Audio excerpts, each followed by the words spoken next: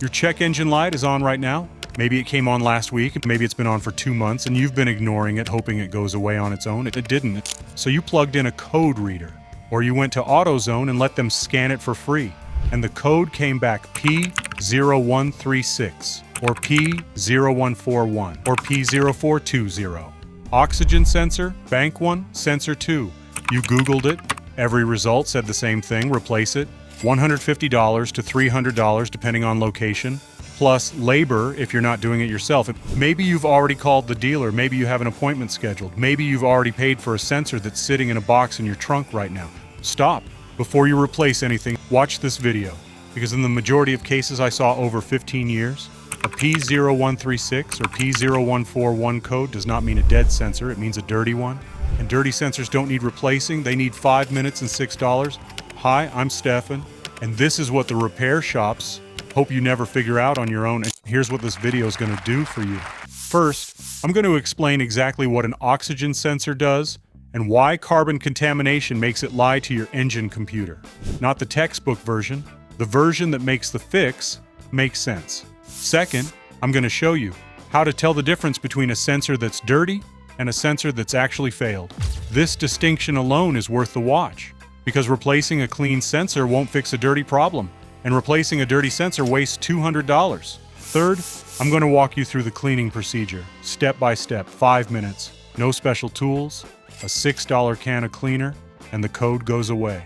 And at the end, I'll tell you the one situation where cleaning won't work and replacement is genuinely necessary. Because I'm not here to tell you shops are always wrong.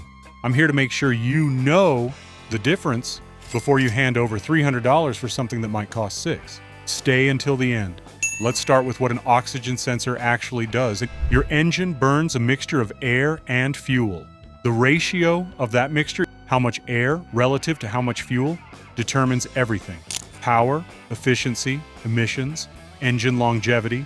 The ideal ratio is called stoichiometric, 14.7 parts air to 1 part fuel. At that ratio, combustion is complete. No unburned fuel, no excess oxygen, maximum efficiency. Your engine computer, the ECU, tries to maintain that ratio at all times, but it can't see inside the combustion chamber, so it relies on sensors to tell it what's happening. That's what the oxygen sensor does. It sits in your exhaust stream, downstream of the catalytic converter on most modern vehicles, and measures the oxygen content of the exhaust gases. High oxygen content means the mixture ran lean. Too much air, not enough fuel. The ECU responds by adding fuel. Low oxygen content means the mixture ran rich. Too much fuel, not enough air. The ECU responds by pulling fuel back. This feedback loop happens hundreds of times per minute. It's what keeps your engine running efficiently at every speed, every load, every temperature. When the sensor gets dirty, when carbon deposits coat the sensing element, it stops reading accurately. It sends the ECU incorrect data. The ECU makes incorrect adjustments. Fuel economy drops. Idle becomes rough. Emissions spike. The catalytic converter starts receiving mixture it wasn't designed to process. And the computer logs a fault code. Not because the sensor has failed, because it's measuring outside its expected range. That's the distinction that costs people $300 when it should cost $6. Now here's where it gets infuriating. A P0136 or P0141 code, the most common O2 sensor fault codes on vehicles sold in the American market, tells you the sensor's output voltage is outside the expected range. That's all it tells you. It does not tell you whether the sensor element is physically damaged. It does not tell you whether the heater circuit has failed. It does not tell you whether the sensor is dirty, contaminated, or simply old. It tells you the output is wrong. And in a dealership service department, that code triggers one response: replace the sensor. Because replacement is billable, because a new sensor is a $45 to $80 part, marked up to $120 to $180 on the invoice. Because labor to replace it runs another $80 to $150. Because cleaning is free, and free doesn't show up on a work order. I watched this happen for 15 years.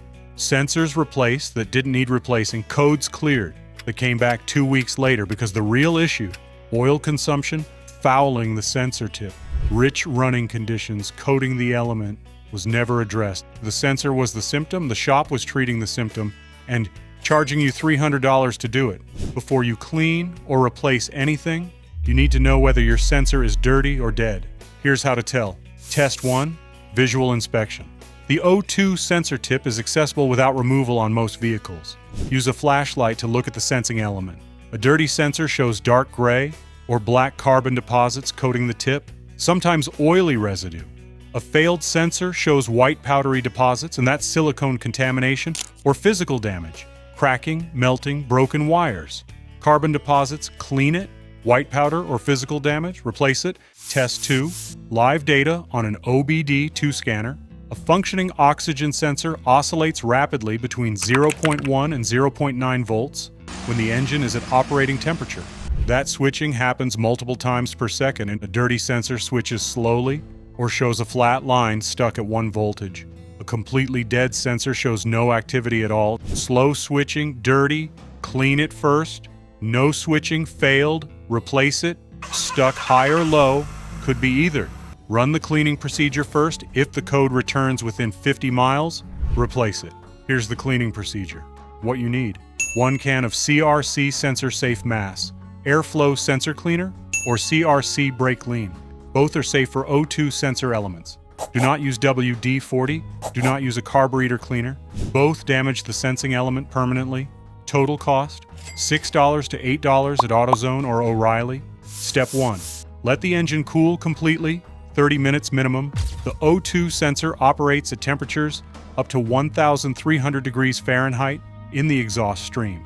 Removing it hot risks burning your hand and distorting the threads on a cold tool. Step 2. Locate the sensor. On most American vehicles, your downstream O2 sensor sits behind the catalytic converter threaded into the exhaust pipe with a 2 or 4 wire connector running up toward the firewall. If you're not sure, your OBD2 code tells you which bank and which sensor. Bank 1 sensor 2 on a 4-cylinder is almost always on the driver's side after the cat. Step 3. Disconnect the electrical connector, press the tab, pull the connector body, never pull the wires. Step 4. Remove the sensor. You need an O2 sensor socket, a specialty socket with a slot cut in the side for the wire to pass through. Available at AutoZone for $8 or free with their loaner tool program. Apply penetrating oil around the base first if the vehicle has high mileage. Let it soak 5 minutes. Break it loose counterclockwise. Remove it carefully. The sensing element is fragile. Step 5. Spray the sensing element with the cleaner. Hold it tip down and apply short bursts. Let the solvent dissolve the carbon deposits. Do not scrub the element with anything. No brushes, no rags, no contact at all. Let the chemistry do the work. Repeat until the deposits are visibly gone and the tip is clean metal. Step 6. Let it dry completely. 10 minutes minimum. Reinstall. Hand tight, plus a quarter turn. Do not over torque. The threads strip easily. Reconnect the electrical connector until it clicks. Step 7. Clear the code with your OBD2 scanner or disconnect the negative battery terminal for 60 seconds. Start the engine. Let it reach full operating temperature. Drive normally for 20 to 30 miles. If the code doesn't return the sensor was dirty, you just saved $200 to $300. If the code returns within 50 miles, the sensor element is genuinely compromised. Replace it, but at least now you know. Not because a service advisor told you, because you tested it yourself. Here's what I want you to understand about why this information isn't standard advice. In 15 years of shop work, never once had a service manager suggest we try cleaning an O2 sensor before replacing it. Not because it doesn't work, because it doesn't generate revenue. A sensor cleaning procedure takes 5 minutes and costs the shop nothing in parts. You can't charge $280 for 5 minutes and a $6 can of cleaner. So the procedure simply doesn't exist in most dealership service workflows. It's not in the Mitchell Labor Guide. It's not something your advisor is trained to offer. And I repeated that workflow for 15 years without ever questioning it, because that's what the system rewarded. Replacement, not restoration.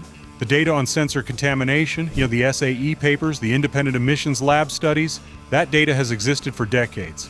Just never made it onto a service menu because there's no margin in it. That's the gap this channel exists to close. If this video just saved you a $300 repair bill, hit that like button. Just 1 second. It helps this reach the next driver who's already booked a sensor replacement they might not need. And subscribe and turn on notifications, because next week I'm covering something that changes how you think about car maintenance entirely. 3 habits that Japanese mechanics follow religiously that account for the majority of the mileage gap between vehicles that reach 300,000 miles and vehicles that don't make it past 150,000. Habits that American drivers were never taught? You don't want to miss that one. I'll see you in the next one.